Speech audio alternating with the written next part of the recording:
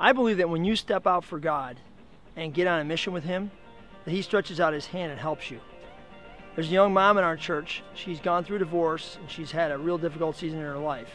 She's been going through all kinds of crazy stuff. But in the middle of that season, she met a young mom in her nursing program that she decided she needed to walk with. And she said yes to God. And she said, God, I'm going to walk with this mom and love her, even though she's got all kinds of problems. Now, Paige, the girl that she decided to walk with, is also married, but her marriage is kind of struggling sometimes, and there's alcoholism in her family, there's infidelity, there's all kinds of issues, and Laura could relate to many of these things, and so she decided to walk with Paige. And eventually she invited Paige to church, and Paige came.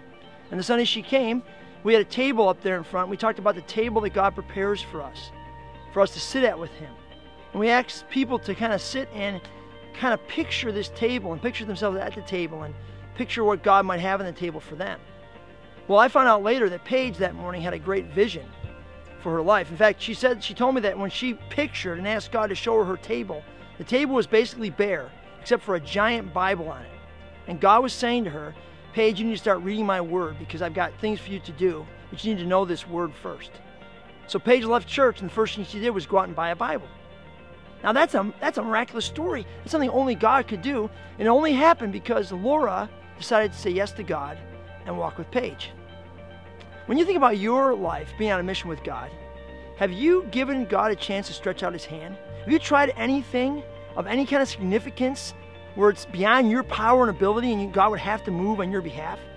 Who can you love this week, no matter how hard it is, where you can give God a chance to stretch out His hand in power and change that person's life?